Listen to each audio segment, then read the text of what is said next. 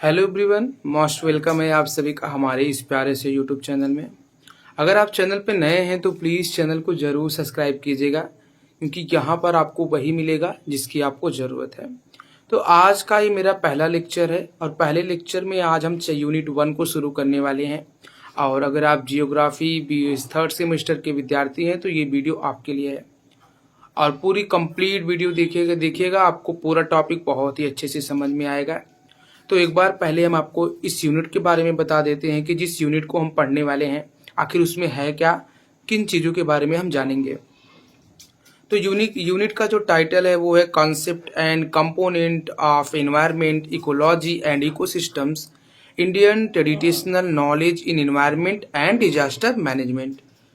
तो ये हमारी पूरी यूनिट का नाम है और इस यूनिट को 3 पार्ट में हमने बांटा है।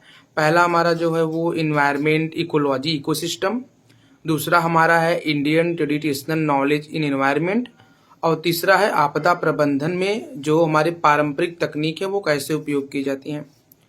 तो इस पूरे चैप्टर को मैंने 3 पार्ट में डिवाइड किया है और बिल्कुल विस्तार से चीज़ों को समझने की कोशिश करेंगे।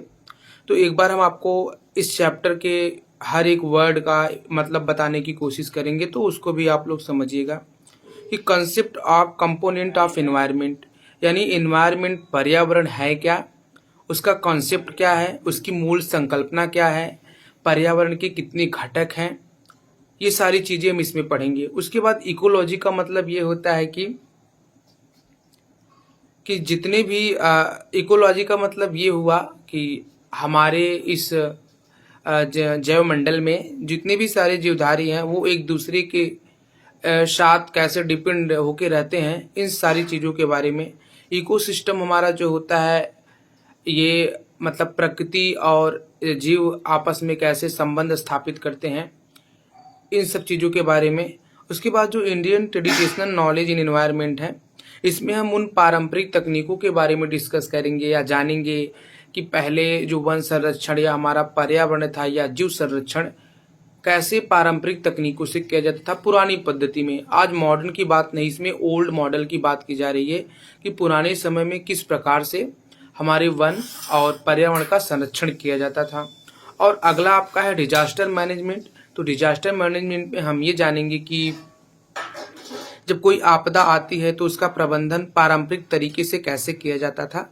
एक बार हम आपको फिर से दिखा देते हैं कि इसमें कुल मिला के 11 पॉइंट है और हम 11 पॉइंट को बहुत ही अच्छे से डिस्कस करेंगे और एक एक पॉइंट को बिल्कुल विस्तार से आप सभी को बताएंगे। तो इसमें जो पहला पॉइंट हमारा है वो पर्यावरण के घटक के बारे में हम जानेंगे। उसके बाद पारिस्थितिक के सिद्धांत की जो हमारा इकोसिस्टम है उसकी कितनी थियरी है, कैसे वर्क करता है। उसके बाद पारिस्थितिक तंत्र के प्रकार, उसके प्रकार के बारे में भी जानेंगे। ऊर्जा प्रवाह, खाद्य श्रृंखला क्या है, पारिस्थितिक संतुलन। उसके बाद प्रकृति की पूजा, जल संचयन के पारंपरिक तरीके, वन संरक्षण कैसे किया जाता था, लोग किस तरीके से वन संरक्षण किया करते थे। उसके बाद भूकंप या बाढ़ से निपटने के जो भी पारंपरिक तरीके हमारे होते थे उनके बारे में भी हम डिस्कस करेंगे। तो चलिए शुरू करते हैं अपना पहला पॉइंट जो कि है हमारा पर्यावरण के घटक। तो सबसे पहले हम जानते हैं कि पर्यावरण है क्या। आप लोगों ने पहले से पढ़ा होगा कि पर्यावरण का मतलब होता है परिधन आवरण, यानी हम अपने आसपास जितनी भी चीज़ें देखते हैं, जो भी हमारी आंखों के सामने मौजूद हैं, ये सभी मिलकर एक पर्यावरण का निर्माण करती हैं। तो यानी हमारे वातावरण में पाए जाने वो सारे तत्व पर्यावरण के भाग होंगे और उसी पर भाग को हम पर्यावरण बोलेंगे। अब पर्यावरण के घटक का मतलब क्या होता है कि पर्यावरण किन किन चीज़ों से मिलके बना हुआ है, कौन कौन सी चीज़ें होती हैं जिनसे मिलके हमारा एक पर्यावरण का निर्माण होता है। तो हमारे पर्यावरण में कुल 5 मुख्य घटक होते हैं। पहला होता है जैविक घटक। जैविक घटक का मतलब होता है जो भी हमारे जीवधारी हैं, जो श्वसन करते हैं, गति करते हैं, प्रजनन करते हैं, वो अगर पर्यावरण में मौजूद हैं तो कहने का मतलब यही है कि पर्यावरण का हिस्सा जैविक घटक भी होते हैं। उसके बाद दूसरा अजैविक घटक। अजैविक घटक का मतलब होता है कि वो सारी चीज़ें जिनमें जीवन नहीं होता है, नॉन लिविंग थिंग्स आप समझ सकते हैं, उसके बाद सामाजिक या सांस्कृतिक घटक, जैसे हमारी परंपराएं, हमारी संस्कृतियां, हमारे धर्म, हम कौन से त्योहार, कौन से रीति रिवाज मनाते हैं। उसके बाद प्राकृतिक और मानव निर्मित, यानी प्रकृति का मतलब होता है जिसमें मानव का हस्तक्षेप बिल्कुल ना हो, वो अपने आप इस स्थल मंडल, इस जीव मंडल पे आई हैं, जैसे पर्वत, पठार, मैदान, घास के मैदान, वन, ये सारी चीज़ें जो होती हैं ये नेचुरल हैं। लेकिन जो हमारा मानव निर्मित होता है, इसमें हम ये जानेंगे कि इंसानों ने जिनका निर्माण किया है अपनी प्रकृति के साथ संबंध स्थापित करके, फिर उन्होंने अपना सांस्कृतिक वातावरण का निर्माण किया है।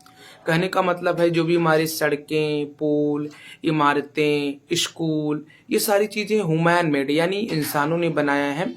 तो ये 5 घटक मिलके हमारे पर्यावरण का निर्माण करते हैं। तो पहला पॉइंट यही इम्पोर्टेंस है हमारा कि पर्यावरण के घटक क्या है, पर्यावरण की संकल्पना में हमको यही जानना है। ठीक है, चलते हैं फिर अपने नेक्स्ट पॉइंट पे। तो नेक्स्ट पॉइंट हमारा जो है वो है पारिस्थितिक के सिद्धांत, यानी हमारे इकोसिस्टम जो है उसकी भी बहुत सारी थियरी हैं। तो अब हम इस पारिस्थितिक सिद्धांत पे मुख्यतः 6 सिद्धांत के बारे में जानेंगे। पहला है पारस्परिक संबंध। तो पारस्परिक संबंध का सिद्धांत क्या कहता है कि सभी जीवधारी जो है एक दूसरे पे डिपेंड होते हैं, यानी जैसे सनलाइट, पौधे, पेड़ पौधे जो होते हैं वो अपना भोजन किससे बनाते हैं, तो सूर्य के प्रकाश से बनाते हैं। फिर उनको कौन खाता है, शाकाहारी जीव खाते हैं। फिर शाकाहारी जीव प्लस प्लांट, जो भी प्लांट वाली चीजें होती हैं उनको कौन खाता है, इंसान खाता है। तो ये जो एक दूसरे पर निर्भरता है इसी को हम पारस्परिक संबंध बोलते हैं। तो इस सिद्धांत में बेसिकली हमको इतना ही जानना है। उसके बाद ऊर्जा प्रवाह का सिद्धांत। तो ऊर्जा प्रवाह का सिद्धांत क्या होता है कि जैसे एक क्या होता है कि घास को तिलचट्टा खाता है, तिलचट्टे को मेढक खाता है, मेढक को स्नेक खाता है, स्नेक को चील खाता है। तो इस तरीके से क्या होता है, उनके अंदर 10% ऊर्जा का प्रवाह, मतलब अंत में भी जाके 10% ऊर्जा, अगर हम भी उनको खाएंगे तो हमारे बॉडी के अंदर केवल 10% ऊर्जा आती है। तो इस प्रकार से ऊर्जा का क्रम जो चलता है उसी को हम ऊर्जा प्रवाह बोलते हैं। तो ऊर्जा प्रवाह की थियरी में ये होता है कि हमारी ऊर्जा एक ही दिशा में आगे बढ़ती रहती है। जैसे मैंने आपको बताया कि अगर तिलचट्टा पौधे को खा रहा है, पौधे को मेढक खा रहा है, मेढक को स्नेक खा रहा है, स्नेक को कोई और खा रहा है, तो इस प्रकार से एक जीवधारी से दूसरी जीवधारी में क्या होता है, हमारी ऊर्जाएं ट्रांसफर होती हैं, स्थानांतरित होती हैं। उसके बाद हम आगे देखेंगे पोषक तत्व क्या होते हैं, पोषक तत्व के सिद्धांत। तो इसमें बेसिकली हमको ये जानना है कि जैसे तापमान, जल और बहुत सारी चीज़ें ऐसी होती हैं जो हमारे वायुमंडल में मौजूद हैं, उनकी गैर मौजूदगी में क्या होता है, जो जीवधारी होते हैं वो अपना जीवन यापन नहीं कर पाते हैं। आप सोचिए कि अगर तापमान ना हो तो क्या कोई भी जीवधारी इस क्षेत्र या अपने नॉर्थ ईस्ट या साउथ ईस्ट, कहीं भी जो भी जीवधारी जहाँ पे पाए जाते हैं, क्या वो अपनी लाइफ सरवाइव कर सकते हैं, तो बिल्कुल नहीं है। तो इसमें कुछ ऐसे पोषक तत्व होते हैं जो जीवधारी के जीवन को क्या बनाते हैं, सुखमय बनाते हैं। तो एक तरीके से इस सिद्धांत में हम ये सारी चीज़ें जानेंगे। उसके बाद हमारा अगला है पारिस्थितिक संतुलन। पारिस्थितिक संतुलन का मतलब यही होता है एक श्रृंखला बनी होती है जिससे हमारा वो क्या होता है, हमारा पारिस्थितिक तंत्र क्या होता है, संतुलित रहता है। कहने का मतलब ये है कि अगर एक शेर हिरन को नहीं खाएगा तो हिरनों की संख्या बढ़ जाएगी, और अगर हिरनों की संख्या बढ़ जाएगी तो वो पूरे घास के मैदान को खत्म कर देंगे। तो इस हिसाब से समझिए कि पारिस्थितिक संतुलन बहुत ही ज़्यादा जरूरी होता है। अगर एक शेर हिरन को खाता है तो उससे बैलेंस बनता है। क्यों बैलेंस, उसी को हम पारिस्थितिक संतुलन के अंतर्गत समझने की कोशिश करेंगे। और सीमित संसाधन का के सिद्धांत में हम ये जानेंगे कि जैसे कुछ चीज़ें ऐसी होती हैं जिनके बिना हम लाइफ बिल्कुल सर्वाइव भी नहीं कर सकते हैं, तो उनको इस सिद्धांत में डाला गया है। जैसे अगर हम बात करें तो हमारे जो भी वन हैं, जंगल हैं, उपवन हैं, जीवधारी हैं, ये सब एक तरीके से हमारे जीवन के लिए बहुत ही ज़्यादा अमूल्य हैं। उसके बाद जो हमारा छठा सिद्धांत आ जाता है अनुकूलन का सिद्धांत, मतलब सभी जीवधारियों में मौसम के अनुसार अपने आप को उस तरीके से ढाल लेने की उसमें क्षमता पाई जाती है जैसे एक अगर हम बात करें ग्रीनलैंड ध्रुवीय क्षेत्र की बात करें, तो वहाँ पे जो पोलर बियर होता है, जब वहाँ पे बर्फ बहुत ज़्यादा होती है तो उसकी स्किन बहुत ही ज़्यादा मोटी हो जाती है, उसके बाल उसे बहुत ही ज़्यादा गर्म रखते हैं।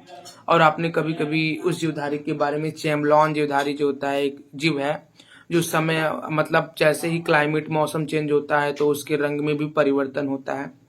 तो ये सिद्धांत ये बताता है कि ये सारी विशेषताएं इसमें जीवधारियों में पाई जाती है, जिससे उनकी लाइफ क्या होती है, सरवाइव होती है, वो जी पाते हैं।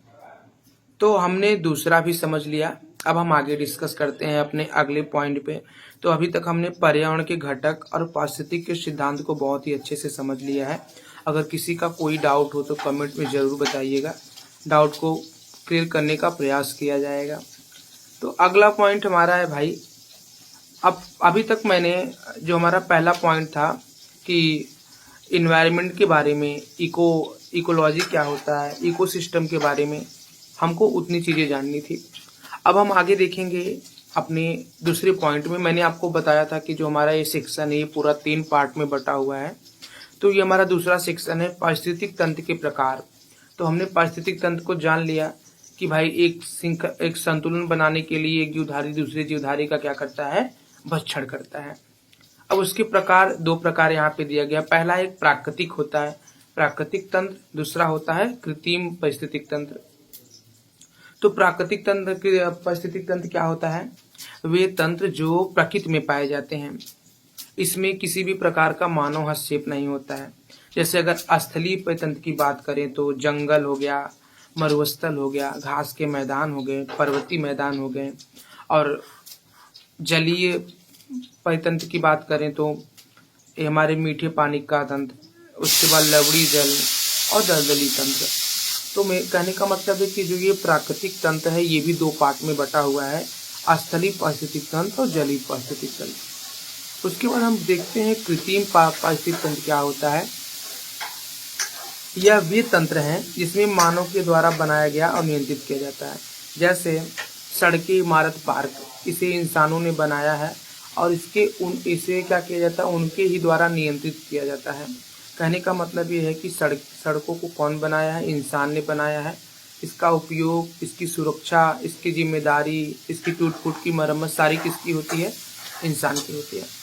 तो बेसिकली पारिस्थितिक तंत्र में हमको ये दोनों चीज़ें जाननी थी कि पारिस्थितिक तंत्र के प्रकार, तो प्रकार के बारे में हमने डिस्कस कर लिया। अब हम देखते हैं ऊर्जा प्रवाह और खाद्य श्रृंखला क्या है। तो पहले तो खाद्य श्रृंखला के बारे में चर्चा करेंगे कि खाद्य श्रृंखला वह क्रम होता है जिसमें एक जीव दूसरे जीव को खाता है और उसी से ऊर्जा प्राप्त होती है। तो ये एक खाद्य श्रृंखला का मतलब एक जीव दूसरे जीव का भक्षण करता है और उससे उसकी ऊर्जा क्या होती है, मेंटेन रहती है और इस प्रकार संतुलन बना रहता है। तो संतुलन को बनाने के लिए वो क्या करते हैं, एक जीवधारी दूसरे जीवधारी को खाते हैं। ये प्रकृति ने हमारी स्वयं इस तरीके से बनाया है, उनका निर्माण किया है कि वो इस पारिस्थितिक संतुलन को मेंटेन करके रखें। और दूसरी चीज़ है कि जब एक जीव दूसरे जीव को खाता है तब ऊर्जा एक जीव से दूसरे जीव में प्रवाहित हो रही है। जैसे मुर्गी ने कुछ खाया, उसमें जो भी ऊर्जा आई, जब हम उसे खाएंगे तो वो ऊर्जा हमारे अंदर आ जाती है, उसी को बोलते हैं कि ऊर्जा प्रवाह। उसके बाद अगला हमारा पॉइंट इसमें है कि पारिस्थितिक संतुलन क्या होता है। तो पारिस्थितिक संतुलन का मतलब होता है कि जब पारिस्थितिक तंत्र के सभी घटक जैसे कि पौधे, जानवर, सूक्ष्मजीव, मिट्टी, जलवायु आदि आपस में संतुलित रूप से कार्य करते हैं तो इसे पारिस्थितिक संतुलन कहा जाता है। जैसे अगर शेर हिरण को नहीं खाएगा तो उनकी संख्या बहुत तेजी से बढ़ जाएगी। उसी प्रकार से अब आप समझिए, अगर मिट्टी की जड़ें पौधे की जड़ें मिट्टी को ना पकड़े रहे तो आपको लगता है कि पौधा विकास कर पाएगा, नहीं कर पाएगा, क्योंकि पौधे की जड़ मिट्टी के साथ अपना पारस्परिक संबंध स्थापित करती हैं और उसी संबंध की वजह से क्या होता है, पौधा विकास करता है। तो आई होप कि आपको पारिस्थितिक तंत्र बहुत ही अच्छे से समझ में आया होगा। अब हम चलते हैं अपने तीसरे टॉपिक पे, जो हमारा नए भी इसमें भी थोड़े से टॉपिक बचे हुए हैं, उनको भी कवर करने की कोशिश करते हैं। तो इसमें है कि वन संरक्षण में लोगों के पारंपरिक तरीके। 1 मिनट रुक जाइए, गलत हो गया।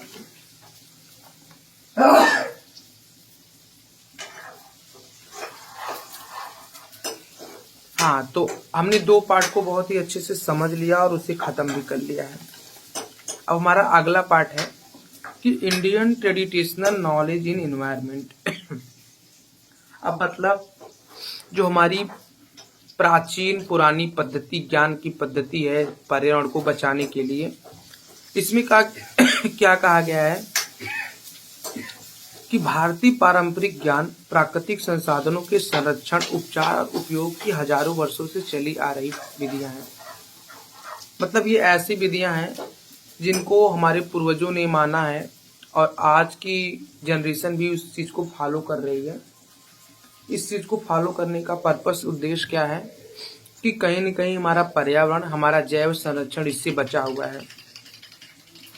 तो इसमें प्रकृति की पूजा क्यों की जाती थी? आप समझिए कि प्रकृति की पूजा ये एक तरीके से ये मान्यताएं थी कि प्रकृति को समझा जाता था कि जीवन दायिनी शक्तियों के रूप में है। प्रकृति से जो भी हमें फल, फ्रूट, साग, सब्जी, लकड़ियाँ मिलती हैं, उससे इंसानों का जीवन चलता है।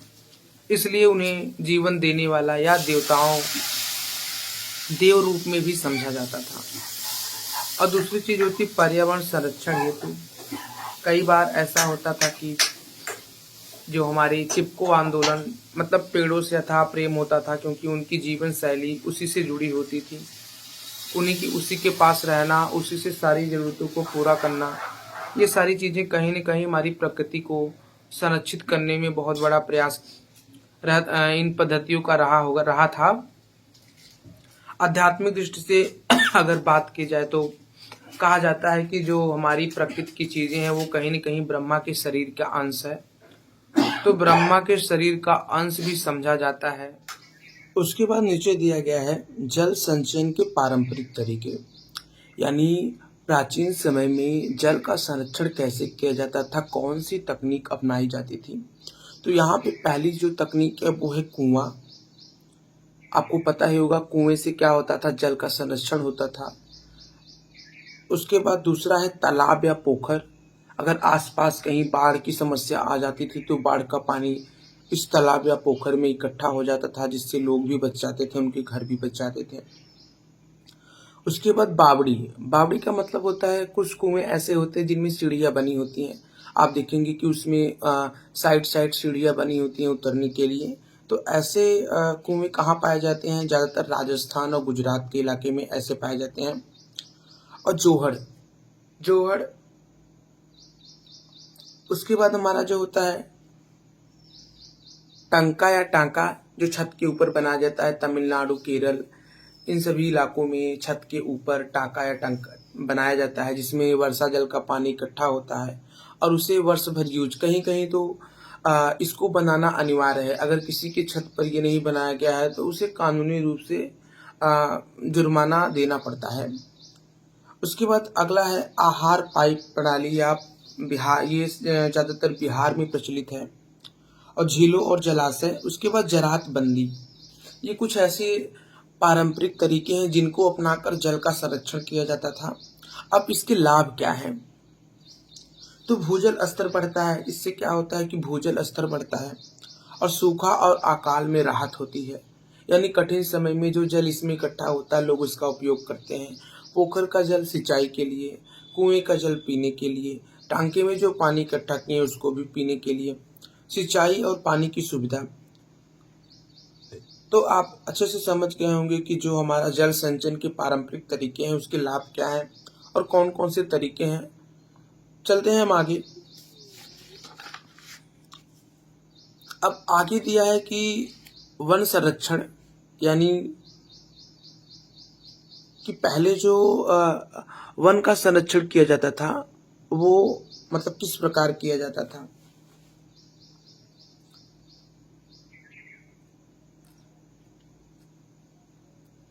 ठीक, वन संरक्षण में लोगों के पारंपरिक तरीके। तो ये तरीके प्रकृति के प्रति सम्मान और सह अस्तित्व की भावना पर आधारित था। मतलब कहने का मतलब ये है कि अगर लोग अपनी प्रकृति को को सुरक्षित बनाए रखेंगे तो उनका जीवन भी सुरक्षित रहेगा, ऐसा उनका मानना था। तो पहला इसमें देववन या पवित्र वनों की परंपरा। कुछ जगहों पे लोग क्या किया करते थे कि जो देववन या पवित्र वनों की परंपरा, कुछ वनों को देववन कहा करते थे कि उसमें उसको काटी मत, उसमें देवताओं या आत्माएं रहती हैं, तो मतलब इस तरीके से जोड़ा जाता था। जैसे आप ही समझिए, अगर आपके घर के पास कोई पेड़ हो और कोई बोल दे कि इसमें ईश्वर है, तो आपके अंदर जाहिर सी बात है कि उसको ना तो आप नुकसान पहुंचाएंगे, ना तो आप उसके साथ छेड़छाड़ करेंगे। तो इस प्रकार की कुछ परंपरा में क्या होता था कि देवताओं और मान्यताओं से इन्हें जोड़ दिया जाता था, जिससे क्या होता था, बहुत कम ही लोग पेड़ों को नुकसान पहुंचाते थे। उसके बाद दिया है परंपरागत नियम और मान्यताएं। कुछ प्राचीन परंपराएं हैं, जैसे आज के समय में हम पीपल, बरगद, तुलसी, नीम आदि पौधों की पूजा करते हैं, और इससे पूजा करने से क्या होता है कि इससे लोग इनको नुकसान नहीं पहुंचाते हैं, तो भी इनकी जातियां मतलब बची हैं। अभी भी ये मान्यताएं हमारे समाज में प्रचलित हैं। उसके बाद सामाजिक वानिकी क्या है? सामाजिक वानिकी में ये होता है कि किसी गांव के लोग मतलब सभी समूह में पेड़ लगाएंगे, उसकी देखभाल करेंगे। उसके बाद जब वो बड़े हो जाएंगे तो अपना मतलब हर कोई सामूहिक रूप से अपना काम करेगा, उन पेड़ों से अपनी जरूरतों को पूरा करेगा, इस प्रकार की भावना। उसके बाद लोक कथा या धार्मिक भावना। तो आदिवासी लोग वनों को अपनी माँ मानते थे। जैसे बहुत सारे मूवमेंट भी हुए, चिपको मूवमेंट ने आप लोगों ने सुना होगा कि वहाँ पे पेड़ों पे चिपक कर लोगों ने पेड़ को कटने से बचाया। तो ये ऐसी भावनाएं हैं जिससे हमारा वन संरक्षण किया जाता है। उसके बाद लास्ट ऑप्शन मेरा है आपदा प्रबंधन में उपयोग होने वाले पारंपरिक तरीके। तो पहला है कि अगर बाढ़ आ जाती है तो कौन से पारंपरिक तरीके अपनाए जाते थे, नहीं सॉरी, भूकंप अगर आ जाता था तो लोग कौन से पारंपरिक तरीके अपनाते थे। पहला तरीका कि लकड़ी या पत्थर से बने मकानों में लोग रहते थे, क्योंकि लकड़ी का घर अगर एक बार डैमेज होता था तो उसकी भरपाई में ज़्यादा टाइम नहीं लगता था। और पत्थर के बने मकान क्या होते हैं, थोड़े मजबूत होते हैं, टिकाऊ होते हैं, उनको मतलब इस प्रकार के घरों में लोग रहा करते थे या चले जाते थे। उसके बाद नींव के झटके को सहने के लिए लोग युग डिजाइन, मतलब जो अपनी नींव को वो गोले पत्थर से या फिर बालू या फिर बैम्बू से गाड़ के इस तरीके से नींव बनाते थे ताकि वो नुकसान हो लेकिन हम उसकी भरपाई कर सकें। उसके बाद मिट्टी और बांस की बनी झोपड़ियां बनाते थे। खुले आंगन में कम मंजिले वाले, मतलब आप देखेंगे कि पहले के जो घर होते थे वो ज्यादातर बीच में आंगन होता था और 2 मंजिले से ज्यादा नहीं होते थे। तो इस प्रकार के घर वहाँ पे लोग बनाते थे, और ये पारंपरिक तरीके हैं जिससे वो अपने भूकंप से निपटते थे। उसके बाद लास्ट टॉपिक और आपका है कि बाढ़। लकड़ी के खंभे पर घर बना के, मतलब ये बहुत ही प्रचलित तरीका है कि लकड़ी के घरों पे घर बना के हम बाढ़ से सुरक्षित रह सकते हैं। ज़्यादातर हम नॉर्थ ईस्ट के इलाके में ऐसा देखते हैं, असम हो गया, अरुणाचल प्रदेश हो गया, इन सभी इलाकों में हम इस प्रकार के घर को देख सकते हैं। बाढ़ चेतावनी के लोक संकेत, मतलब पहले से ही अगर बाढ़ आ रही है तो पानी का लेवल बढ़ता है तो लोगों को क्या सामूहिक रूप से संकेत किया जाता है, जिससे वो अपने जरूरत के सामानों को लेके कहीं ऊंचाई वाले भाग पे चले जाते हैं। जल संरक्षण और निकासी प्रणाली, मतलब जिस गांव में बहुत सारे लोग रहते हैं उस गांव के आसपास कहीं बड़े बड़े पोखर या तालाब होते थे, इससे क्या होता था, बाढ़ का पानी ज्यादातर उसमें इकट्ठा हो जाता था और वो लोग कहीं ना कहीं अपने आप को बचा लेते थे। उसके बाद नाव का निर्माण और उनका उपयोग, ये तो बहुत ही प्राचीन पद्धति है भाई। तो आई होप एक हिसाब से आप देखेंगे तो इस चैप्टर में हमने 3 चीजों को बहुत ही अच्छे से कवर किया है, और अब हम शुरू करेंगे अपना अगला चैप्टर। उससे पहले अगर आप चैनल पे नए हैं तो प्लीज चैनल को जरूर सब्सक्राइब कीजिएगा, और आपको पूरी कंप्लीट सिलेबस, पूरा जितना भी सिलेबस है वो हम चैप्टर वाइज अच्छे से कवर कराएंगे, ठीक है।